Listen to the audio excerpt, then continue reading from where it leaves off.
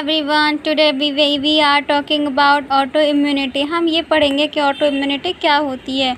Auto immunity is a disease occur when the body attack its own cells, tissues and other body constituent। इसका मतलब ये है auto immunity disease तब होती है जब हमारी बॉडी के सेल्स जो होते हैं वो खुद ही के सेल्स को अटैक करने लग जाते हैं, तो हमें उस कंडीशन में ऑटो इम्यूनिटी डिजीज़ कहा जाता है।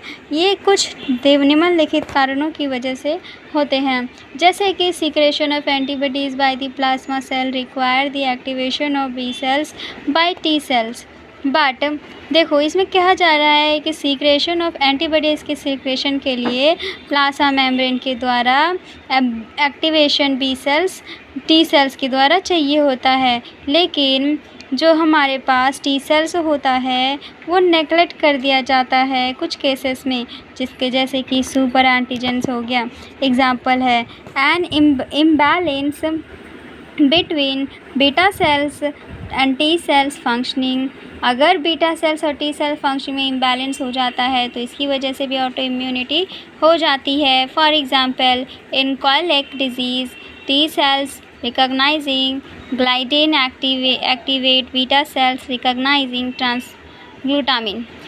Third है damage in the feedback mechanism by mediated by beta cell receptor, और ये डाइस रेगुलेशन ऑफ साइटोकाइन्स की वजह से भी होता है। Defective apoptosis of dendritic cell में be lead to lymphocyte activation and autoimmune condition, since dendritic cells जो होते हैं आर एंटीजन प्रेजेंटिंग सेल्स होते हैं। एंड लास्टली ये मॉलिक्यूलर मिमेसी की वजह से भी होता है, जिसमें कि पैथोजन एंटीजेंस जो होते हैं क्लोजली रिजेंबल करते हैं मॉलिक्यूल्स को इन द होस्ट में, जिसकी वजह से इम्यून रिस्पॉन्स जो होता है माउंटेड हो जाता है on the self cells in such cases में। आगे पढ़ते हैं क्लोनल सिलेक्शन थ्योरी क्या कहती है। क्लोनल सिलेक्शन थ्योरी को दिया था नेल्स जर्ने एफ ने, मैकफार्लेन, बर्नेट एंड डेविड टलमेडेज ने। नेल्स जर्नेस थ्योरी प्रपोज करती है कि लार्ज अमाउंट ऑफ एंटीबॉडीज़ जो होती है प्रेजेंट होती है सेरम एट ऑल टाइम में। सेरम में लार्ज अमाउंट ऑफ एंटीबॉडीज़ हमेशा प्रेजेंट रहती है। In this scenario of invasion by a pathogen, अगर पैथोजन इन्वेजन करता है बॉडी में तो the antibody selected and produce in a large quantities which have specificity for the target antigens. उसके बाद हम बात करते हैं Burnet export Jerne's theory in a paper titled Modification of Jernet's Theory of Antibody Production using a concept of clonal selection. He later wrote a book जिसका नाम रखा गया the clonal selection theory of acquired immunity and postulated the theory of clonal selection. इसका मतलब ये है clonal selection theory में, जो क्लोनल सिलेक्शन थ्योरी है इसको दिया था नेल्स जर्ने ने और F Macfarlane, Burnet and David Talmage ने। इसमें कहने का मतलब नेल्स जर्ने की थ्योरी के कहने का मतलब ये था कि जो लार्ज अमाउंट ऑफ एंटीबॉडीज़ होती हैं वो प्रेजेंट होती हैं in this serum at all time में, और इन द सिनेरियो क्या हो जाता है जब भी इन्वेजन होता है पैथोजन का बॉडी पे तो इन एंटीबॉडीज जो होती हैं वो सिलेक्टेड हो जाती हैं एंड प्रोड्यूस करती हैं large quantities which have specific, और ये जो लार्ज क्वांटिटीज़ एंटीबॉडीज़ प्रोड्यूस होती हैं ये स्पेसिफाई होती हैं फॉर द टारगेट एंटीजेंस के लिए। बर्नेट एक्सपेंड करते हैं Jerne's theory in a paper titled, a modification of journals theory of paper titled क्या है, एक मॉडिफिकेशन ही है जर्नल्स थ्योरी का of antibodies production using the concept of clonal selection को यूज़ करके बर्नेट एक्सपेंड ने अपनी थ्योरी दी थी। ही later wrote a book called, उन्होंने बाद में एक बुक भी लिखा जिसका नाम है clonal selection theory of acquired immunity and postulated the theory of clonal selection. ये थ्योरी ये बताती है कि लिम्फोसाइट जो होते हैं एक्सप्रेस्ड होते हैं एंटीजन स्पेसिफिक मेम्ब्रेन में, बीटा सेल्स फिर प्रोलिफरेट करते हैं और एक क्लोन ऑफ सेल्स बनाते हैं with the same antigen specificity at the parent beta cell. This is the current accepted model for the immune response to the foreign antigen and selection or to specific beta T cells to carry out the immune effector functions. Clonal selection theory के कुछ postulates हैं, अब हम उनके बारे में पढ़ते हैं। तो पोस्टुलेट नंबर 1 क्या कहता है कि जितने भी लिम्फोसाइट्स होते हैं उन सब के अंदर एक रिसेप्टर होता है जिसकी एक स्पेसिफिसिटी होती है एक पर्टिकुलर एंटीजन के लिए।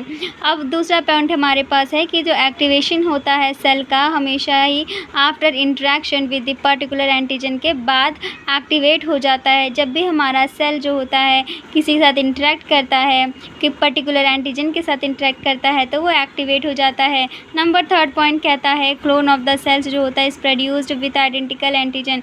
जो क्लोन ऑफ सेल्स होते हैं वो आइडेंटिकल एंटीजन्स प्रोड्यूस करते हैं specificity as its parental cell. अब आगे बात करते हैं लास्ट पॉइंट का, जो सिलेक्टिव डिस्ट्रक्शन हो जाता है लिम्फोसाइट्स का bearing endogenous antigens on their receptors. This prevent the immune system from the targeting cells. आगे हम बात करेंगे इंट्रोडक्शन टू पैथोजेंस क्या होते हैं। तो पैथोजन जो होता है वो वर्ड होता है जो कि कहाँ से आया है, वो ग्रीक वर्ड से आया है जिसमें कि पैथोस का मतलब होता है सफ़रिंग करना। पैथोजन इज़ एन ऑर्गेनिज्म होता है और इन्फेक्शियस एजेंट होता है जो कि डिजीज़ कॉज करता है। There can be several infections agents भी होते हैं जैसे कि वायरस, बैक्टीरिया, प्रोटोजोअन और फंगस हो गया। Disease can also be cause by, जैसे यहाँ पे क्या कह रहा है, यहाँ पे कहने की कोशिश कर रहा है कि बहुत सारे सेवरल इन्फेक्शन एजेंट्स होते हैं लाइक वायरस, बैक्टीरिया, प्रोटोजोअन और फंगस। उसके बाद हम बात करते हैं डिजीज़ ऑल्सो। ये सारे डिजीज़ जो होते हैं पैरासिटिक वर्म्स और इंसेक्ट लार्वा की वजह से भी होते हैं। पैथोजेनिसिटी क्या होती है? पैथोजेनिसिटी एक पोटेंशियल होती है पैथोजन की कि वो कितने हद तक डिजीज़ कॉज कर सकता है। Potential of a pathogen to cause disease उसे पैथोजेनिसिटी कहते हैं and it is qualitative term. Pathogenicity जो होती है ऑफ अ पैथोजन डिपेंड करता है सेवरल फैक्टर्स पे like ability to enter host tissues. उसके बाद ये colonies of the host tissue पे भी डिपेंड करता है। ये यूज़ द होस्ट न्यूट्रिएंट्स पे भी डिपेंड करता है। ये सुप्रेस कर देता है होस्ट इम्यून सिस्टम को। एबिलिटी टू प्रोड्यूस टॉक्सिन्स को प्रोड्यूस करने की एबिलिटी पे भी ये डिपेंड करता है। कौन कौन से पैथोजन डिपेंड फैक्टर होते हैं? तो एक ability to enter host tissue, number 2 colonise the host tissue, Number 3 use the host nutrients, Number 3 suppress the host immune system, Number 4 ability to provide toxins। Next point हमारा है कि transmission क्या होता है। ट्रांसमिशन में हम समझते हैं कि द स्प्रेड ऑफ पैथोजन, मतलब इस पैथोजन का स्प्रेड हो जाना from one place to another place in a body and in animal cell and plant cell, उसी को हम ट्रांसमिशन कहते हैं। It occur through several routes like faecal oral route हो गया या एयर हो गया, वाटर हो गया, और थ्रू डायरेक्ट इनडायरेक्ट कांटेक्ट हो गया, blood body secretion like milk, saliva and tears हो गए। सारे इसके एग्जांपल्स होते हैं। Examples of human pathogens disease, bacteria हो गया, वायरस हो गया, बैक्टीरिया, वायरस, प्रोटोजोअन, हेलमिंथेस। वायरस जो होता है हर्प्स सिम्प्लेक्स वायरस हो गए, राइनो वायरस हो गया, हेपेटाइटिस वायरस हो गया। हर्प्स सिम्प्लेक्स वायरस जो होते हैं वो हर्प्स कॉज करते हैं, rhino virus common cold cause करता है, हेपेटाइटिस वायरस हेपेटाइटिस कॉज करता है। प्रोटोजोआ की बात करते हैं, प्लाज्मोडियम सैप होता है, लेशमानिया डोनोविनी होती है जो कि प्लाज्मोडियम सैप जो होती है मलेरिया का काम करता है, लेशमानियासिस का काम करता है, हेलमिंथेस एस्कैरिस हो गए और सिस्टाइस्टोमा हो गया, एस्कैरिस और सिस्टायोमियासिस।